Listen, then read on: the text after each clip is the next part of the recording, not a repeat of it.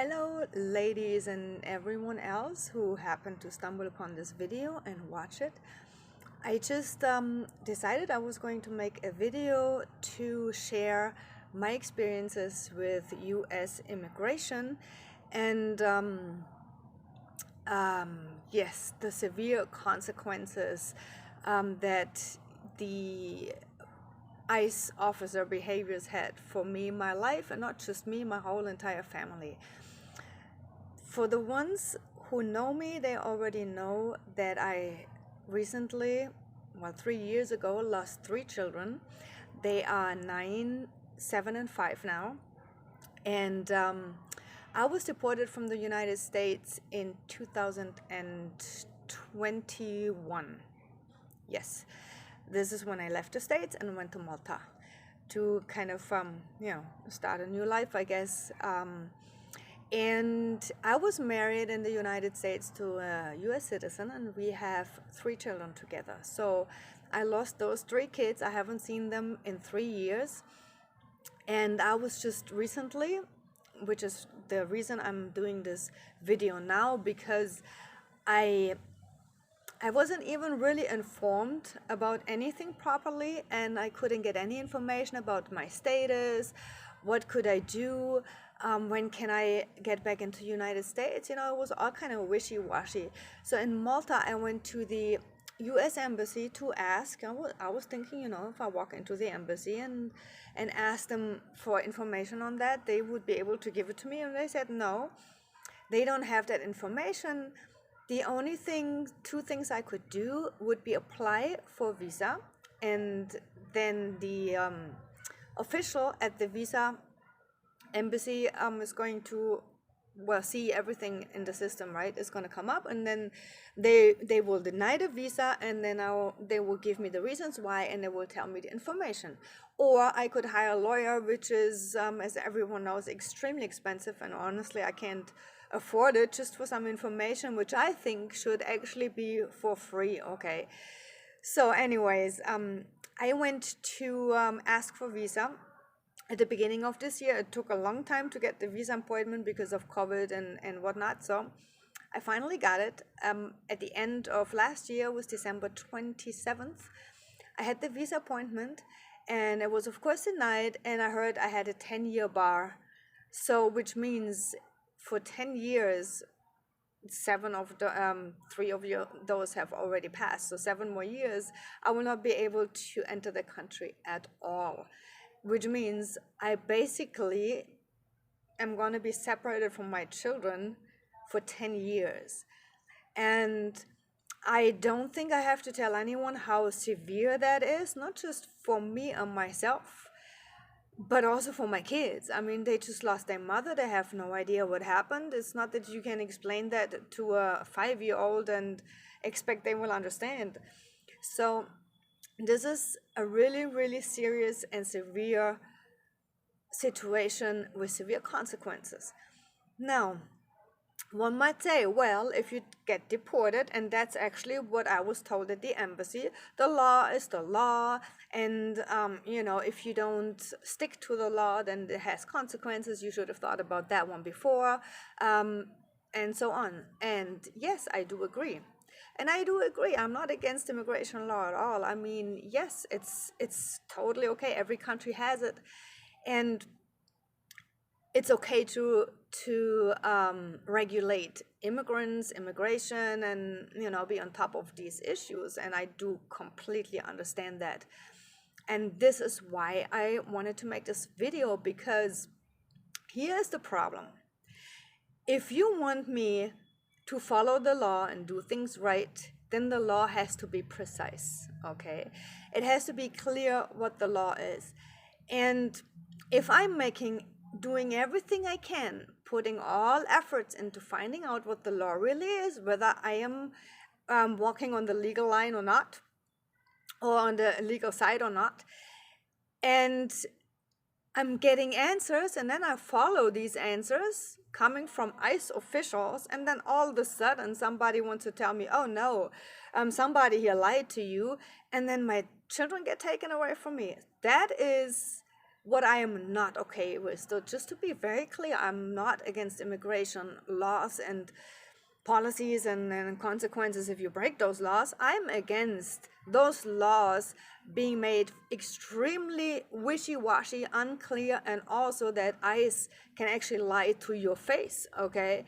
And there's no consequences for them. But for me, I mean, so I'm going to quickly tell you what happened. That was a while ago. But yes, let me just start at the start. Okay, it was 2013. Okay, I had been living in the U.S. for that was about 6 years. Um, no, 4 or 5 years. Anyways, legally, I entered the country with a visa, and my visa was dependent on my ex-husband's. So we got a divorce, and he left the country. And in 2013, and I knew that the visa was about to run out in April that year. So I called the lawyer, okay, the lawyer that handled the visa stuff, and asked them about it. What can I do? What are my options? And so on, right? And she said to me, well, once your visa runs out, you have 6 months to be in the country and get either your paperwork together or leave the country. So she was like, you basically have until October to get all your stuff in order, which was great because I mean I had lots of stuff after so many years. We even had horses and everything, so I needed a little bit of time to get them a good home and so on and whatnot. So I was like, okay, perfect, half a year, great. Now it just so happened that at the time I lived in Texas, outside El Paso, and there's a border checkpoint which is not which is like before you cross the border into Mexico, right? There's a checkpoint. It's about 70 miles out the border, and it is run by ICE. It's basically a little ICE officers checkpoint where you have to go through. You show your passport and whatnot, and then that's how they check. So I was like, I don't know. I'm not sure if that lawyer, if that is all that true. So I went to the checkpoint with my passport and my visa in it.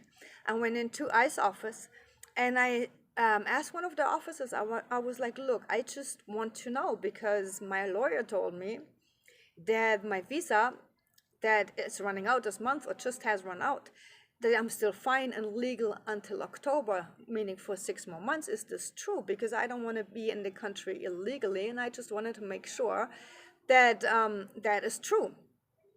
So the ICE officer looked at my passport. He saw the visa expired. He said, yes, you have 6 months. You have until October. You're absolutely fine. She was telling you the truth, and I also have what the lawyer told me in an email. So it's not just, Anyways, I was like, okay, cool. So I have 6 months to get all of this in order, right? And I checked it. I passed that border checkpoint a lot of times because, as I said, we just lived outside of El Paso. And to do grocery shopping, whatever, you would go into El Paso, and on the way there was the border checkpoint. So I passed ICE like once a week. And every time they were like, oh, hey, they already knew. And I was like, oh, yeah, you're fine. No worries, no worries. Until one day, all of a sudden, one of the officers said, arrested me. And I was like, what happened? And he said, well, I'm sorry, but your visa has run out. And I'm like, well, here's the email from my lawyer telling me that I have until October, that I have 6 months. And also your colleagues, the other ICE officers told me that I was fine. And he was like, well, I'm sorry, but they lied to you. And that was it. So from that moment on, I was in immigration system, okay? And long story short, a lot of things happened in the next 6 years, but I had to go to, first of all, I was arrested. I was put in a holding cell in Mexico. They shipped me all the way to Mexico while I was 26 weeks pregnant. And then they released me to my, well, at that point my boyfriend, right? Because he promised to take care of me. He was like, oh yeah, she has a place to go and so on. So I had to turn up at immigration court once a year, which I did, and this was going on for 6 years. 6 years and no end in sight. In those 6 years, I couldn't get a driver's license, I couldn't get a bank account, I couldn't work, I couldn't go to school, I couldn't do anything, okay? I was like, it was basically being a prisoner in the country. Well, and well, at the end, a lot of things happened that was admittedly not immigration's fault, but human in interference and stuff like that. However, that I got into this situation and then was deported, that started with that officer. I don't know which of them lied to you, but if one of those ICE officers tells you you are legal for 6 more months, and the next ICE officer tells you no, you're not, that's not something where you could say, well, yeah, you didn't read the fine print. That is like an opposite. Like, what am I supposed to do in that country? What am I supposed to do if I have like two different opinions? And anyways, so that was, somebody lied to me, and it got me into that situation of being deported and losing my kids. And ICE lying to me, which is, that is just something I cannot accept. I think that is just something that has to change, that has to be looked into. And here's the thing, I'm not the only one. And at this point, I would like to ask you, if you have been in a similar situation, if you lost your children, you got deported, and due to immigration, you lost your kids, then please put it in the comments. Or if you know someone in that situation, or if you know an organization or somebody who works for these mothers, because I'm at this point, I'm trying to just get people to be aware and gather some experiences. You know what I mean? Because I'm not the only one this is happening to. So it's not like I was singled out, or I was victimized, or anything, or targeted. It's not like that. This is just a type of stuff that happens all the time, and it leads to family separation on a daily basis. And it has to change, because it destroys children. I mean, how can something like this just go on unchecked and nobody cares? And every time you want to say something about it, they say, oh, well, you should get a lawyer and get this done over a lawyer. And then the lawyer tells you, well, yes, that's like a 10K retainer. And honestly, if you've been 6 years in a country where you were unable, not allowed to work, to bank, to even drive, to do anything, then there's no way that you have that kind of money. So the system is just, there is no system, because it is open to interpretation. If it's open to interpretation, and an officer can just decide based on whether he likes you or not, to say, oh yeah, you are legal or you're not, and there's no law backing it. And then when you ask, what is the actual law? Because I paid with all travel costs that were involved and everything that I had to go through to get that visa appointment, I paid almost $1,000, all in all, right?